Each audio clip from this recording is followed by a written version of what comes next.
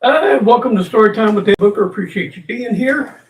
And today we're doing this one's about Talbot and Makayla. They're going back to Greenville to check on town. Is this really something that they want? So let's get going. I'm going to take a drink. Got a small Coke here, so got it from Minnesota.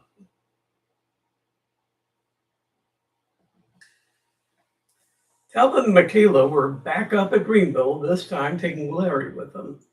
As they walked Larry in the stroller, they tried to picture themselves already living here. Makayla was trying to find places to visit with Larry on a regular basis, and Talbot was looking at the people, trying to determine how many residents and how many visitors were out and about. To his practiced eye, it seemed almost everyone were locals. At the hotel, he had noticed that the place didn't have any events like home to draw in visitors. And in the distance, they saw Sheriff Coltrain headed to the courthouse. They grabbed some sandwiches and coffees and went to pay him a visit. Sitting in the, it's already starting, sitting in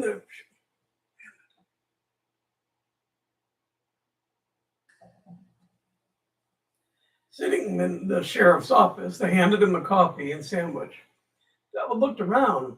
How many of you folks stop in here to visit? Coltrane laughed. Hell, they don't bother me none. They have business and here they come in, but the rest of the time my mom home. Makayla, that was a good thing. Plenty of time for her and Talbot to be together. To Talbot, who was used to a regular stream of visitors filling him in on goings on in town, it meant a loss of information. What have you had to use the cells for? Coltrane leaned back in his seat with his hands clasped behind his head. Hell, I ain't had to put anyone in their cells in a long time. Folks around here respect the law. You won't have anything to worry about on that score.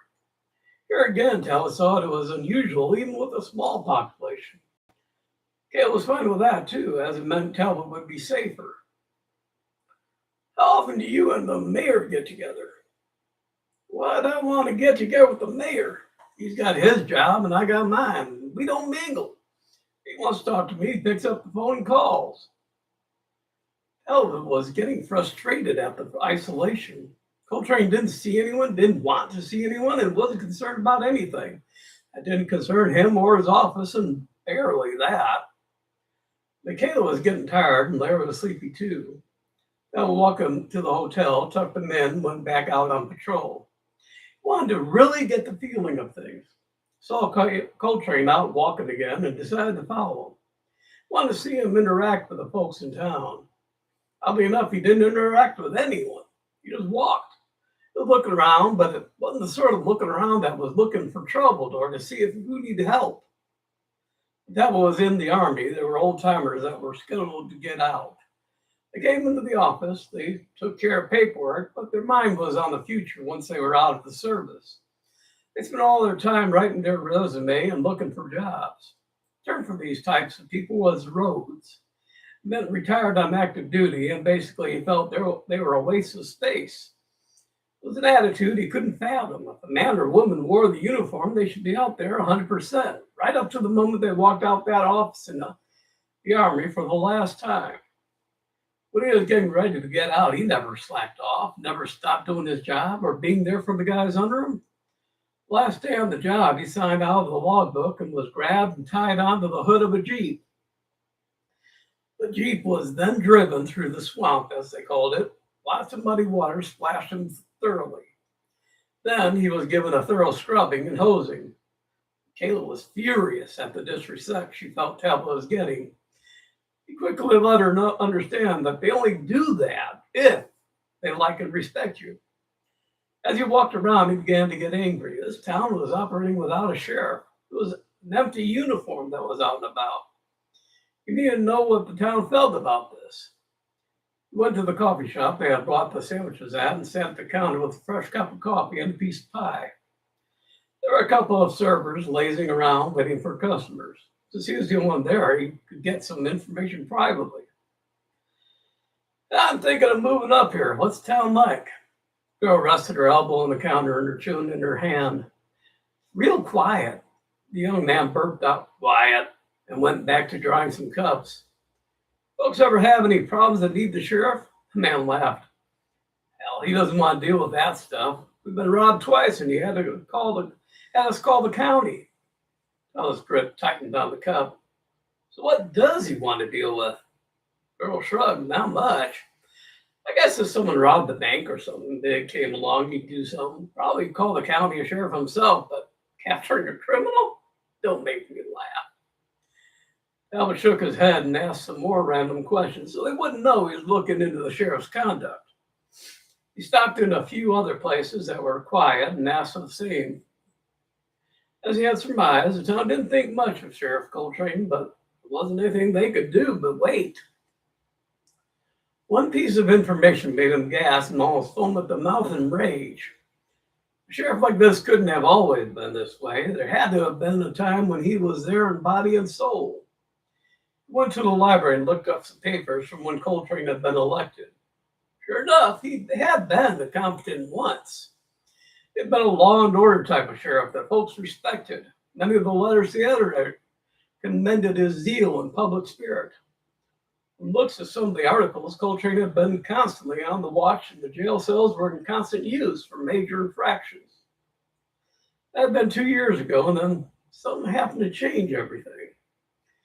Found one paper that was midway between Coltrane, the sheriff, and Coltrane, the man in the sheriff's office. It was a humorous short article regarding Sheriff Coltrain, who had seen a group of kids jumping over a mud pit on their bikes. The good sheriff had decided to join them, and on his jump, his front wheel came off, and he ended up sitting in the mud pit. Looked pretty much like Oliver Hardy. Someone who had stopped and watched snapped a picture and rushed it to the paper, which couldn't resist printing it. It had been early in the year, and suddenly the letters to the editor changed regarding their sheriff. He stopped being the stalwart champion of law and order and went around town sulking. He stopped talking to people, stopped checking on things, stopped incarcerating anyone, and pretty much had just given up. The mayor said that so long as he did his job, there wasn't anything they could do, and since he saw Coltrane on patrol every day, he felt the sheriff was still doing his duty. He may have been doing it reluctantly, but he was daily to be seen walking around and keeping a weather eye on things. Well, he'd have to stay until the next election. Now Talbot's anger really came to the surface. One uncomplimentary article in the paper was all it took for him to stop doing his job. Talbot's mind went back to the picture of him holding Joe like a baby and the one of him soaking wet at the boat race. There had been other times when he'd been shown in a comical position and had just laughed it off. He had too many positive write-ups to be upset at a few humorous articles at his expense. The more he dwelled on things in this town, the more he was determined to take up the baton and run with it. People that he had talked to wanted a sheriff again, one they could talk to and one they trusted. Well, that was what the folks in this town wanted, and by God, that was what he was giving them. When he returned, it was Makayla's turn to discover what was important to her regarding this town. What could she do to make things better just as she did at home? What did they need that she could provide? Walking around and talking to people didn't provide much information. People seemed to be fine with what they had, and they weren't looking for more. Stopping into the general store, she saw several people with streaming colds. They were picking up medications that at home would have been delivered. Instead of being taken care of, these people were being ignored and as if they had the plague. She asked if the general store had ever thought of having someone deliver things to sick people. Hadn't even thought about it and weren't going to. Well, she definitely knew where she would begin. With a word-of-mouth campaign, she could get the lead on who was sick and needed help. She'd work with the church, too. Not being the kind of person to wait for things to happen, she headed to the church to make them happen.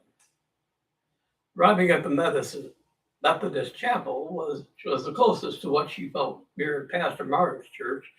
She asked to speak to the pastor. Seated in a comfortable chair, she gave her guidance on creating a women's group of helpers. Oh, help folks who are sick or need some assistance. Sometimes we just are company for people who don't have anyone. Even clean the house when they can't. Tell you have made a world of difference to a lot of the sick and lonely. Pastor Ray was taking notes as she talked and nodding enthusiastically. You know, we've been looking for a way to impact this town, and I really think you've hit on a great way to do it. We'll get the ball rolling, and when you and your husband move in, you can take over as lead if that's all right. Makayla was happy now. When they moved up permanent, she had a task that would benefit a lot of people. She'd feel useful and really a part of the community. The next morning, they were back home, and Talbot was in Rocky's office. Rocky, I went to Greenville again, and I have finally made up my mind. Taken the job. Explained what the people thought about their sheriff and this change of attitude. He also told why the change occurred. Rocky was incredulous. One pick of him sitting in the mud was all it took to change him? He's got to be one of the thinnest skinned people I ever heard of. Yeah, the mayor doesn't seem to be too concerned over it since he sees Coltrain walking around. Rocky rose and shook Talbot's hand. They're going to be a lot better off once you're in the saddle over there. Going to miss having you in charge here, but I really think they need you more than we do. Let me know if there's any way I can help you. I felt feeling a bit better after talking to Rocky. He'd be on duty right up to the day he left for Greenville. No slacking off for him.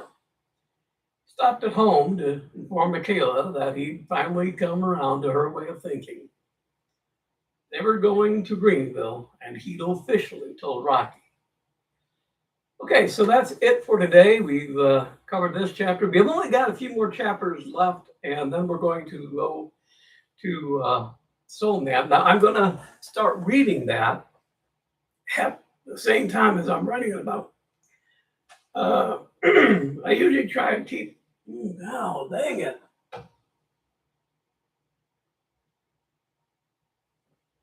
I usually try and keep the Soul Man's books to 50, 60,000 words, and I'm at about 25,000 right now, so I'm about halfway done. And this one's going to be a little more fantasy type stuff balanced with some of, kind of quote unquote real world stuff. So it's going to be an interesting mix. So I'm looking forward to getting this one done pretty quick. And then I'm looking for ideas of a new book. I'm tentatively thinking about making another Sheriff in a Small Town. I thought I was done with it. I may go back and take a look and see if I want to do another one. If not, if you can come up with ideas of things that you'd like to see me write on, kind of know the types of things I write. So let me know what you think, and maybe I can come up with something fun. Anyways, that's it for today. Today is Tuesday, so we'll be doing our next reading on Friday. And that's what that is going to be. Next chapter is preparation. So they're getting ready to go. And things are going to have to start happening. So we'll get that going. I look forward to seeing you. Be good to yourself. Thanks for visiting. And I look forward to seeing you again on Friday. Bye.